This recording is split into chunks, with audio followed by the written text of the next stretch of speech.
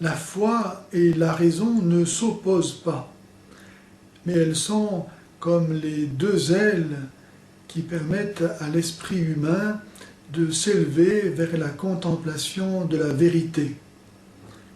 La foi et la raison s'entraident mutuellement, ce qui faisait dire à saint Augustin « Je crois pour comprendre et je comprends pour croire ». Essayons donc de comprendre comment il est possible d'affirmer en même temps l'unicité de Dieu et la trinité de ses personnes. Nous partons du point zéro, c'est-à-dire du niveau où nous ne savons rien au sujet de Dieu. Comme cela, on ne pourra pas nous accuser d'avoir des préjugés au sujet de Dieu.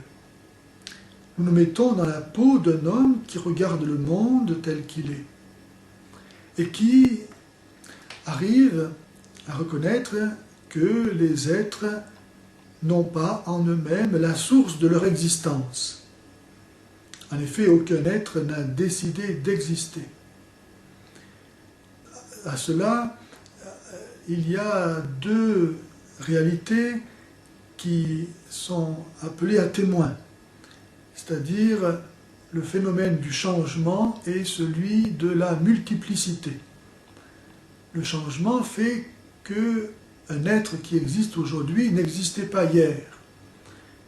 Et que donc, s'il existe aujourd'hui et s'il n'existait pas hier, c'est la preuve qu'il n'existe pas nécessairement, puisque c'était ce qui se passait hier. Il n'existait pas. Et s'il n'existe pas nécessairement, c'est donc qu'il n'a pas en lui-même la source de son existence, sans quoi il ne pourrait pas ne pas exister. Donc il existerait toujours. Mais le changement montre que ce n'est pas le cas. La multiplicité vient de ce que chaque être a des limites qui sont différentes de celles des autres êtres.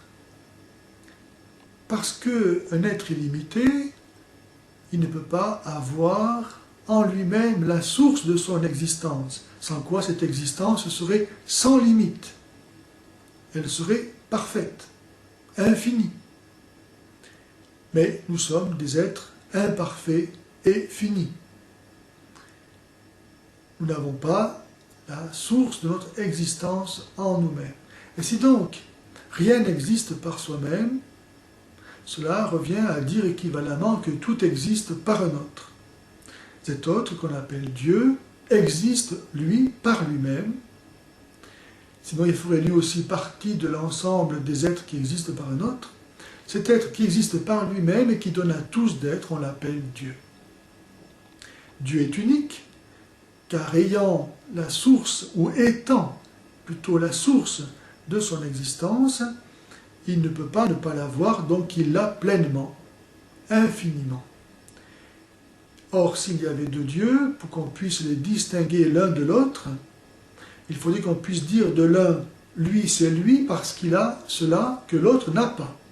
Et donc aucun n'aurait tout, car chacun aurait quelque chose de propre que n'auraient pas les autres.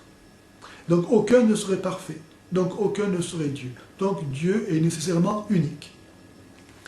Mais si Dieu est bien cet être qui existe par lui-même, est-ce qu'on ne peut pas dire qu'il est son propre Père? En effet, Dieu étant cet être qui existe par lui-même, il s'engendre éternellement lui-même. Il ne dépend que de lui pour exister. Dieu est donc son propre Père, mais en un sens absolu, comme nous ne pouvons pas le comprendre, nous les hommes. Car pour nous, être ou être père, ce n'est pas la même chose. Un homme peut être sans être père. Mais pour Dieu, être et être père, c'est la même chose. C'est pourquoi Jésus dit dans l'Évangile, « N'appelez personne père sur la terre, car vous n'avez qu'un Père qui est aux cieux. » Pour bien nous faire comprendre quelle était la paternité de Dieu. Paternité absolue, incomparable. Et donc, si Dieu est Père de lui-même et en lui-même, est-ce qu'il ne faut pas dire aussi qu'il est fils? Car en effet, il n'y a pas de père sans fils. Cet être dont la raison peut arriver à reconnaître l'existence à partir du monde visible, au point que saint Paul disait dans l'Épître aux Romains, chapitre 1, verset 19, que les hommes sont inexcusables de ne pas avoir reconnu l'existence de Dieu invisible à partir de la création visible. Cet être qui existe par lui-même, dans le mouvement par lequel il advient à lui-même, par lequel il s'engendre éternellement lui-même, nous pouvons bien distinguer en raison les termes de ce mouvement par lequel il advient à lui-même. Autrement dit, en Dieu, nous pouvons distinguer celui qui veut être et celui qui est voulu. C'est le même. Ou bien encore, nous pouvons distinguer l'engendrant et l'engendré. C'est le même. Qu'on peut appeler le Père et le Fils. Et entre l'engendrant et l'engendré, qui sont le seul et même Dieu, il n'y a pas rien, il y a l'engendrement. Ou encore, l'esprit d'amour par lequel le Père donne la vie au Fils et par lequel le Fils, en retour, donne sa vie au Père.